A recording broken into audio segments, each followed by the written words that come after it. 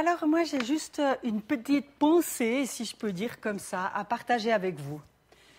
Le thème de ce moment sera servir l'Éternel avec joie. Et ça m'a touché que vous ayez lu justement ce psaume 100, qui est justement à la base de ce petite exhortation. Je vais juste lire les 3 premiers versets pour ne pas faire trop long. Poussez vers l'Éternel des cris de joie, vous tous habitants de la terre. Servez l'Éternel avec joie. Venez avec allégresse en sa présence. Sachez que l'Éternel est Dieu. C'est lui qui nous a fait et nous lui appartenons. Je trouve que ça, c'est déjà la base, c'est très beau. Servez l'Éternel avec joie, c'est quelque chose qui m'accompagne tous les jours dans ce que je fais. Ça ne m'ennuie jamais d'aller à la prison. Bon, sauf si j'ai 42 fièvres, là, ça m'embête, mais je suis toujours contente d'aller travailler. Parce que je sens que c'est mon appel. Et justement, alors je me suis dit, je vais vous dire quelques mots là-dessus, mais je ne cherche rien sur Internet. Je ne vais pas commencer à aller regarder Internet, prendre des trucs. Vous pouvez le faire vous-même. Vous avez un pasteur, vous avez des bons messages. Je vais plutôt vous dire ce qui est dans mon cœur. Alors à l'époque, vous vous rappelez, on voyait des fois dans les maisons, peut-être qu'on le voit encore, mais ce tableau, « Moi et ma maison, nous servirons l'Éternel ». Et c'est vrai que c'était beau. Et des fois, on se dit, mais qu'est-ce que ça veut dire exactement ? Alors, servir Dieu, on pense aux pasteurs, aux évangélistes, aux missionnaires. Enfin, c'est la première pensée. C'est vrai, parce que c'est des gens qui ont répondu à un appel précis, qui se sont mis à leur vie à part pour ça, qui se sont formés pour ça. Ça, il y a des serviteurs de Dieu ou des missionnaires.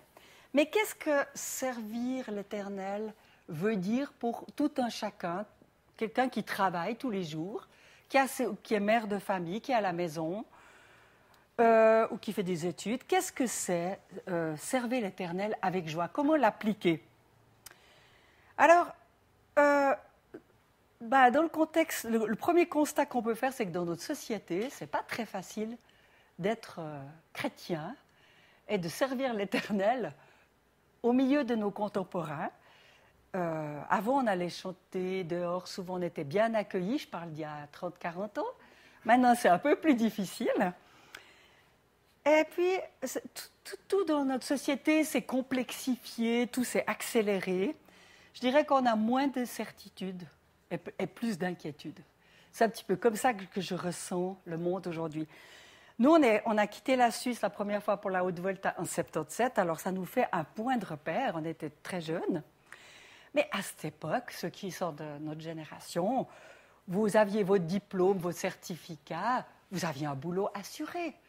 Vous n'aviez aucun souci. Je ne sais pas si vous êtes d'accord, mais on trouvait du travail toujours quelque part. Il y avait une espèce d'optimisme ambiant pour nos enfants, oui, il y avait bien un petit peu la guerre froide. De temps en temps, on entendait, mais on ne s'en inquiétait pas trop. Puis on avait des distractions, on faisait du sport, mais pas trop. Il semble qu'on avait la vie avait un autre rythme. Mais maintenant, quand on vient, on observe un peu, on se dit, mais c'est pas facile, je vous apprends rien, mais cette pression au travail. Il suffit plus d'être efficace comme nous, on devait être. Il faut être performant et encore plus performant. Il y a tout le temps cette crainte du chômage qui est sous-jacente pour tout le monde, même si vous êtes un très bon employé ou ouvrier. Ouais, le monde va, je ne m'étends pas, mais va plutôt mal. C'est vrai que ce n'est pas tellement gai comme contexte. Et puis chacun a ses épreuves. Et puis le problème principal aussi, c'est la suroccupation. Non seulement le stress au travail, parce que les gens sont pressés comme des citrons. Il y a la fatigue et puis il y a cette nécessité de décompresser quand vous êtes tout le temps sous pression. Donc, il y a les sports, il y a les loisirs, il y a la télé, il y a l'ordi. Toutes ces choses sont super quelque part. Mais pour finir, ça donne un espèce de foisonnement dans nos vies, dans les vies des gens. Et c'est difficile de savoir comment s'en sortir. Alors, il y a toujours ce risque de reléguer Dieu dans un petit coin de notre vie, c'est-à-dire le dimanche, je ne pense pas, pas vous, mais dans les cellules, tout ça.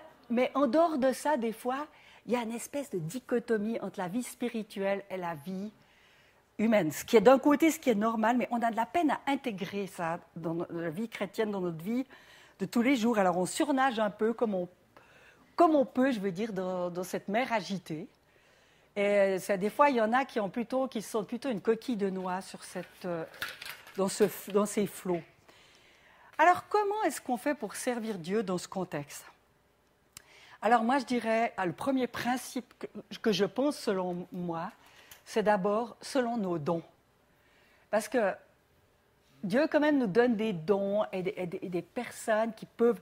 Je vous donne un petit exemple.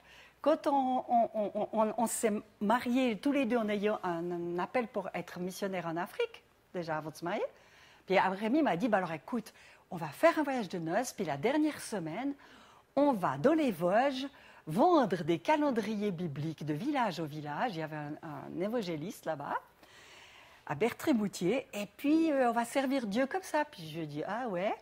Moi, c'était déjà pas mon truc, j'osais pas aller frapper à une porte, c'était vraiment... Puis je me suis dit, oui, il faut, je veux être femme de missionnaire. On est allé là-bas, ça a duré 3 jours, les portes claquaient, les chiens aboyaient, on n'osait pas entrer, on nous regardait derrière les rideaux, ils n'ouvraient pas. Il y avait une ambiance spirituelle, mais lourde. Et moi, mais après 3 jours, ça m'est tombé dessus. J'ai éclaté en pleurs. J'ai pleuré toute une nuit, j'ai dit, je ne peux pas. Ils disaient, mais qu'est-ce que t'as? J'ai dit, mais c'est pas fait pour moi. Il y a des gens qui ont ce ministère. Mais moi, voilà, c'est un exemple.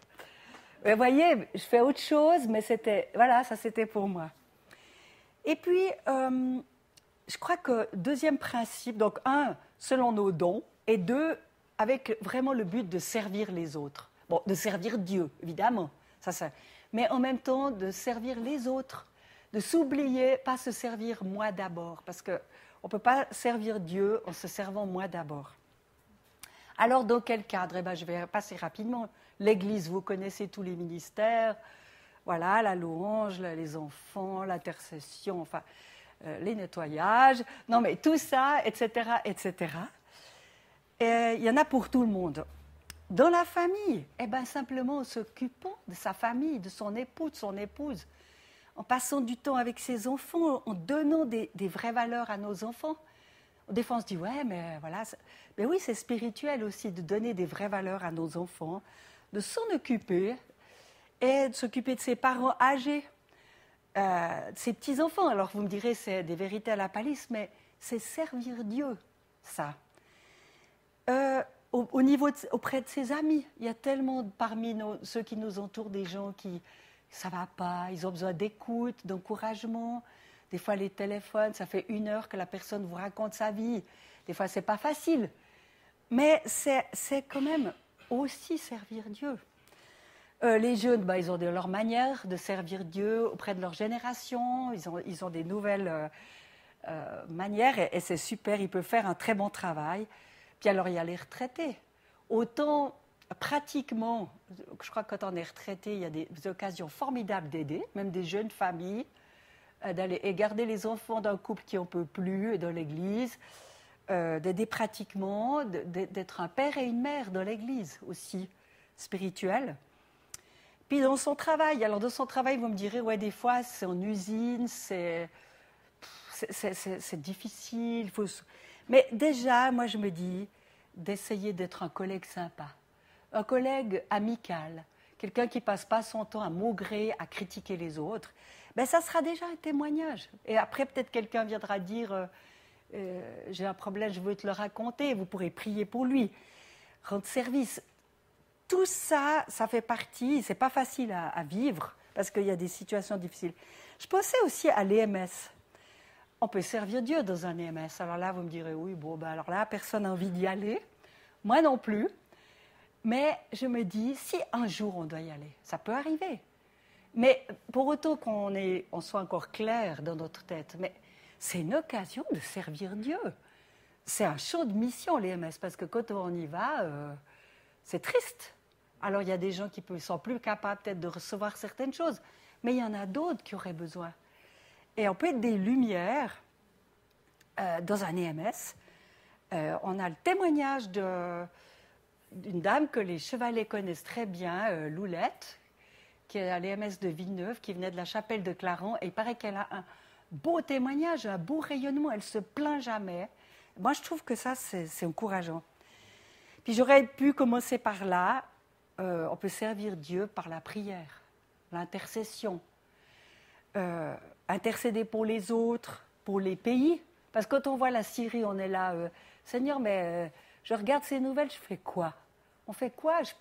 Mais prions, prions, parce qu'on ne sait pas ce qui se passe dans les cieux quand on prie pour ces gens. Il peut y avoir des choses extraordinaires qui se passent. Louer Dieu, la louange. Je disais souvent, chanter. C'est louer Dieu, même à la maison. Si vous ne savez pas bien chanter, mettez un CD de louange. Et chanter avec ou bien écouter. C'est vraiment aller dans la présence de Dieu. Prier pour nos enfants puis nos petits-enfants parce qu'ils en ont bien besoin dans le monde dans lequel ils vivent. Et puis on peut servir Dieu aussi, moi je pense, même dans l'épreuve. Alors là, vous allez me dire, oui, bon, alors là, c'est pas sûr. C'est difficile, je suis d'accord, mais c'est possible. Pourquoi? Eh bien, simplement dans la manière dont on va vivre cette épreuve. On peut souffrir et dire « je souffre ». C'est dur, on a le droit de dire, ou bien « j'ai pas trop le moral ces temps ». Ça, on est humain, il ne faut pas croire. Mais de dire « mais Seigneur, je suis dans l'épreuve, mais j'ai confiance en toi ». Vous savez, moi je trouve que les chrétiens, souvent, on a une foi un peu immature. C'est Alléluia, on tape des mains, tout ça, on chante, on loue Dieu, on a la foi. Puis quand il y a une grosse tuile qui tombe, c'est mais Seigneur, t'es où? Mais pourquoi tu permets que ça m'arrive? Mais c'est pas possible, alors tu t'occupes plus de moi? Et c'est pas ça, c'est faux, c'est pas comme ça. C'est Seigneur, voilà, j'ai une épreuve, les autres aussi, mais je veux la vivre avec toi. J'aimerais dans cette épreuve, c'est toi qui vas me soutenir et j'aimerais être ton témoin. Un témoin de ta grâce dans l'épreuve. Et ça, c'est servir Dieu. Moi, je ne veux pas m'étendre, mais à 41 ans, j'ai eu un cancer des deux seins.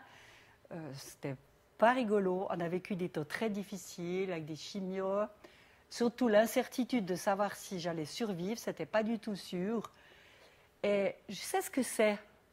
Je sais ce que c'est, et Rémi aussi. Mais j'ai toujours dit, Seigneur, je ne te demanderai jamais pourquoi. Je sais que tu ne me punis pas. Je sais que tu m'aimes. Je sais que, voilà. Mais je voudrais vivre cette épreuve en te rendant gloire, c'est-à-dire en continuant à garder la foi. Je ne sais pas si je vais vivre ou mourir. Ça, moi, je n'étais pas sûre. Je n'ai jamais dit, oh, je vais guérir, je suis sûre, non.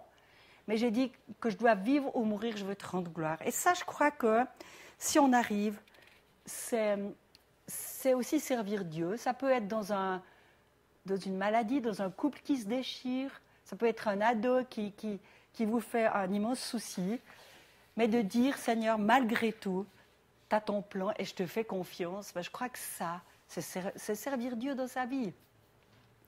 Alors, pour conclure, ben, c'est la notion d'être des témoins authentiques, des lumières, dans tous les domaines de nos vies. Puis alors, il y a peut-être des gens qui vont dire, mais on peut plonger aussi. On connaît des chrétiens très engagés qui ont vécu un temps où ils sont sombrés dans une dépression. Mais moi, je crois qu'il ne faut pas juger, ça peut arriver. Je pense toujours à Élie. Élie, le prophète qui a vaincu les prophètes de Baal, cette grande victoire que Dieu lui a donnée. Et puis, il est parti, il a fui, Jézabel cherchait à le tuer. Puis il a été, puis il a dit, Seigneur, c'est mieux que je meure, de toute manière, je suis tout seul. C'était la dépression profonde. Mais voyez, Dieu ne lui a pas dit, ah ben alors maintenant tu te dégonfles. Je t'ai donné une belle victoire magnifique. Aujourd'hui, tu as vu le feu tomber du ciel, puis toi, tu es au tapis. Dieu ne lui a pas dit ça. Dieu lui a pourvu à boire, à manger, puis il lui a pourvu un endroit où il a pu partir à Sarepta chez la veuve, à l'abri de Jézabel, qui effectivement cherchait à le tuer. Voyez, la compassion de Dieu. Tu es au fond du trou, ça peut arriver. On est humain, on n'est pas des surhommes, mais savoir que le Seigneur, il va nous porter et il va nous relever. et il est là tous les jours. Pensez toujours à Élie, à qui Dieu n'a fait aucun reproche.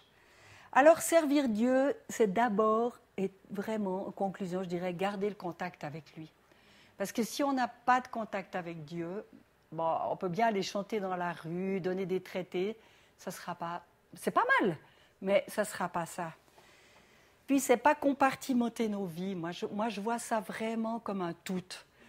Nos vies, ce qu'on fait humainement, faisons-le pour le Seigneur.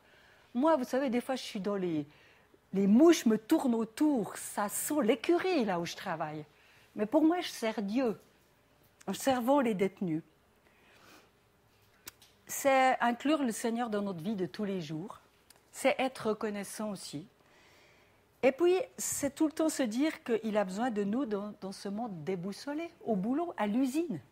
Dieu a besoin de nous, même s'il ne se passe pas grand-chose, c'est avoir compassion des autres. Parce qu'on est prompt aussi à dire « Ah, mais t'as vu l'autre comme il est ?» Mais ça glorifie pas Dieu. Être prêt à... Puis alors, bien sûr, être prêt à témoigner chaque fois que l'occasion se présente. C'est évident. Alors, je ne dis pas qu'il ne faut pas témoigner, au contraire. J'ai parlé plutôt des aspects pratiques de la vie. Mais évidemment, chaque fois que ça se présente, donnons notre témoignage. Servons-le avec joie. Et je crois qu'on verra, il va se passer des choses dans nos vies. Peut-être des petites, peut-être des grandes. Mais je crois que dans le royaume de Dieu, ce n'est pas les mêmes mesures que nous, on a. Et il y a ce verset qui dit « Il y a plus de joie à donner qu'à recevoir ». Alors souvent, on l'utilise pour l'argent, mais c'est vrai pour tout. Quand on se dévoue pour quelqu'un, on aide ou bien on a pu donner un service, c'est de la joie. Et pour le témoignage, bien sûr, encore plus. Alors, que le Seigneur nous aide à le servir tous les jours de notre vie, dans toutes les tâches pratiques, même dans notre cuisine et avec nos casseroles, qu'on puisse, par notre attitude, par la reconnaissance de notre cœur, la louange, le servir. En tout cas, moi, c'est mon désir que je puisse le servir toute ma vie. Et je finis avec Galates 6, 9. « Ne nous lassons pas de faire le bien, pratiquons le bien envers tous. » Que Dieu vous bénisse.